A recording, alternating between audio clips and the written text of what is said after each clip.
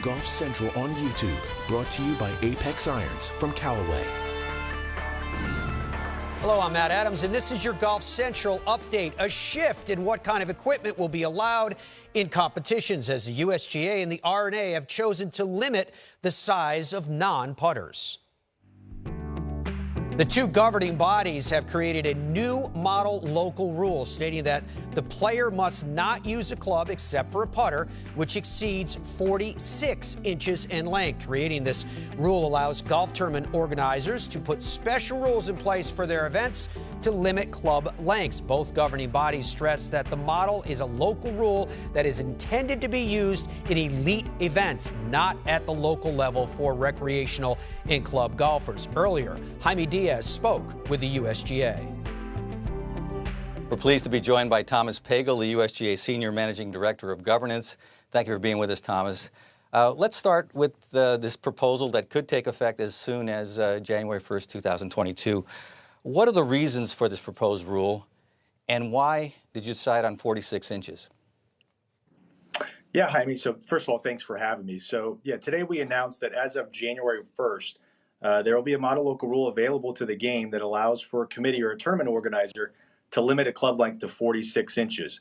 Now, this is something we've been looking at really since 2014 when we released an initial, what we call area of interest to manufacturers in the industry, stating that we're looking to limit club length from 48 to 46 inches. And as that process progressed, we ultimately put it on hold while we went through distance insights. But looking at the game and looking at sort of the trends now of golfers at the highest level beginning to explore more length in their clubs, we thought the time was appropriate to go ahead and, again, allow for a model local rule to be available that we really only intend to be used at the highest level, so the professional tours or the elite amateur events. Do you think there possibly could be an outcry of the USGA taking away clubs from the recreational player? I realize this is more for the professional and the elite amateur, but, you know, how many 48-inch drivers are out there right now? So Jaime, I mean, it's a good point. And with this being a model local rule, again, this is going to affect very few golfers, especially at the recreational level. Because, again, if the model local rule is not in effect and a golfer were to have a club that's longer than 46 inches, he or she can continue to use that club and totally be within the rules of golf. This is strictly to be used as a model local rule. And again, we would anticipate that model local rule at the highest level. Even at the highest level, the percentage of golfers that we see with clubs at 46 inches or longer is right around 3%. So it impacts very few golfers. And again, unless the model local rule is in effect, it's not going to impact any recreational golfer. Thank you. How much yardage is gained by overlength drivers? How many yards per inch, for example, at a tour player's swing speed would a player gain? Yeah, this is something we've looked at, frankly, going back to early 2000s and again leading into 2014 with that initial area of interest.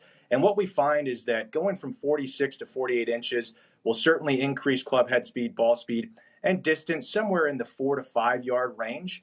Again, so as we sit here today, this was really an opportunity for us to be proactive and say, as the industry is going through this discussion around distance, the long-term health of the game, what distance means for the game moving forward, and are there potential solutions to perhaps reduce distance in the future, we really wanted to take this opportunity to be proactive and say, if we know that gravitating from 46 to 48 could potentially add 4 to 5 yards, let's just go ahead and cap it now through model local rule. That way we have as little disruption as possible because, again, so few golfers are actually using clubs over 46 inches at this time.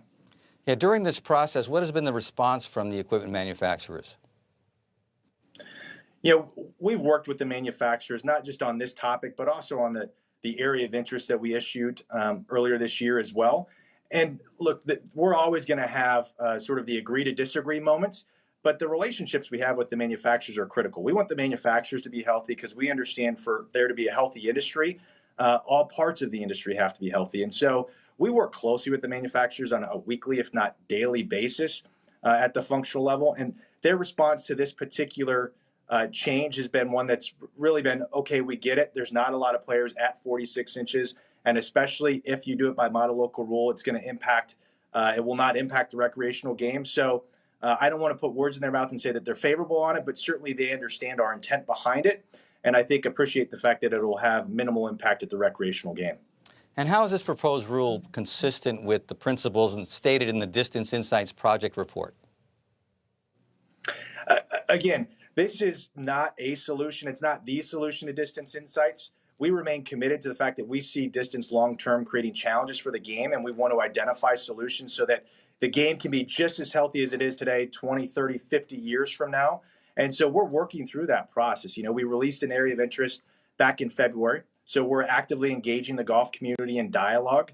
And this sort of sits with that theme. But again, this particular model local rule is not about the Distance Insights Project and long-term health as much as it is, let's be proactive. And if we know that golfers have the ability to gain additional yardage by going to a longer club over time, let's just cap it now while, we continue to engage the community in what is really the most critical discussion around the long-term health of the game and the role that distance plays with that. Why did you choose to implement this as a local rule rather than a new rule of golf? Again, we felt it was important as we looked at the highest level of the game, the professional tours, the elite amateur events. We thought it was appropriate to put the option and to recommend this option for that level. Whereas we do know that there are going to be some recreational golfers that are going to have concerns around playing a club at 46 or slightly over 46 inches and what it would mean to them. We wanted to provide the game an option that, again, had as least impact on the game or the recreational golfer in particular. And that's why we chose model local rule for this topic. Yeah. Can we expect a local rule used in other ways as a way to deal with distance? For example, a limit on driver club head size or even a tournament ball? Yeah, you know, Jaime, those are all things that, again, we're actively engaged with the golf community discussing at the moment.